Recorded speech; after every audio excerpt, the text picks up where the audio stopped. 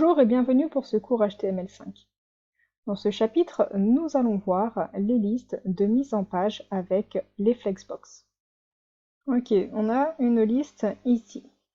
Donc on va venir essayer d'enlever nos puces qui se mettent ici en forme donc, de petits ronds. Pour cela, on va devoir appeler notre sélecteur UL. Donc je vais venir ici et je vais appeler le UL. Pour anticiper sur le futur, je peux également appeler le OL. Donc, je vais venir mettre un list style. Ici, ça va venir annuler le comportement par défaut de nos listes. Ainsi, nous n'aurions plus les petites boulettes. Donc, si j'actualise, vous voyez à présent que je n'ai plus donc ces petites puces et je peux annuler également le padding que nous avons. Je vais le mettre à 0. Effectivement, si je mets un O plutôt qu'un 0, ça ne peut pas fonctionner. Donc voilà. On peut également naviguer dans notre autre fichier. Nous avions également le même style de liste. Et bien si j'actualise à présent, je n'ai plus donc mes puces et j'ai bien mon padding qui s'est annulé. Donc ici, nous avions mis une border verte. Eh bien, on va venir lui rajouter une marge puisque vous voyez que c'est vraiment collé au bord, c'est pas joli joli. Donc, on va venir chercher notre poste et on va lui rajouter une marge à gauche. Donc, par exemple, de 15 pixels. Donc, si j'enregistre, voilà, c'est beaucoup plus sympa comme ceci. Donc à présent, on va essayer de mettre notre liste dans une forme horizontale et non pas verticale pour que ça ressemble à un menu. Donc pour cela, je vais venir donc dans mon fichier index et je vais donc retrouver ma liste. Donc elle est ici. Donc ce qu'on peut faire, c'est venir utiliser directement le sélecteur LI. Le souci qu'on va rencontrer, c'est que nous avions plusieurs LI. Donc ça viendra modifier tous nos LI. Ici, ce qu'on peut faire, c'est également mettre un ID, par exemple, et l'appeler menu, ou on peut utiliser donc directement la descendance, puisque le LI est dans une nav. Pardon. Donc ici, on va plutôt faire comme ça, on va utiliser notre nav, on retourne dans notre feuille de style, et il me semble qu'on avait déjà utilisé, tout à fait, voilà, il est déjà ici. Donc on va venir le compléter et on va rajouter un float left pour que notre liste soit horizontale et non plus verticale. Donc si j'actualise, vous voyez qu'à présent, ma liste est bien verticale, est bien horizontale, pardon. Ensuite, on va venir donc ajouter une marge entre les éléments. Donc on va mettre une marge à droite de chaque élément de à peu près 5 pixels. On va voir ce que ça donne. C'est déjà pas mal. On peut mettre un fond, donc un background. Par exemple, juste du blanc. J'actualise. Ah, ça déjà, ça ressemble à quelque chose. C'est beaucoup mieux. On va mettre un petit padding.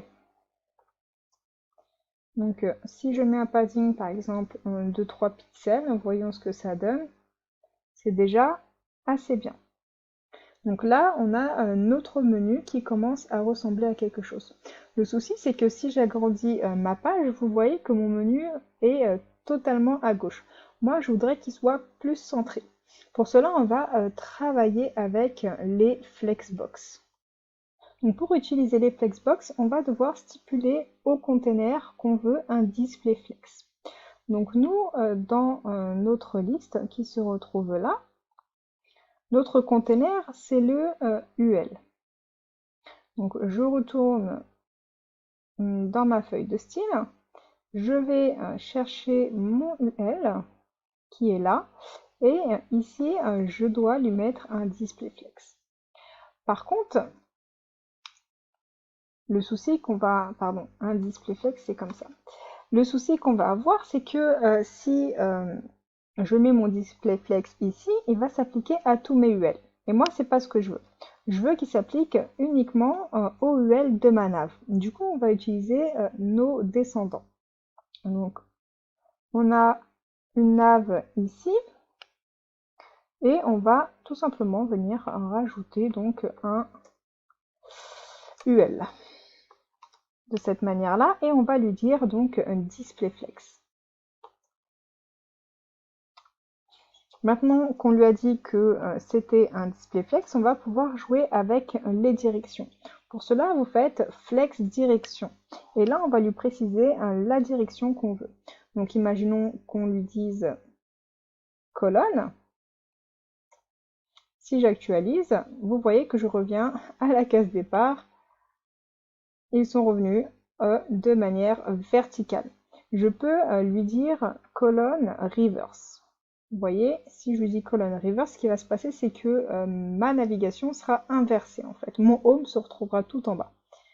Donc vous voyez, tout s'est inversé. De la même manière, je peux lui mettre un en row reverse. Donc mon home se retrouve à la fin, toute ma navigation est inversée, mais cette fois-ci, elle est bien horizontale. Et je peux lui mettre tout simplement un row, et de cette manière, j'ai ma navigation comme je le veux. Maintenant, moi, ce que je voulais, c'est que ma navigation, lorsque j'agrandis ma feuille, prenne tout l'espace. Vous voyez qu'ici, elle est plutôt collée sur la gauche. Moi, je veux qu'elle prenne tout l'espace, que mon écran soit petit ou grand. Pour cela, on va utiliser donc notre LI et on va venir lui mettre un flex gros. Ici, je vais lui mettre 1. En lui mettant 1, si j'actualise, vous allez voir que maintenant ma navigation prend tout l'espace.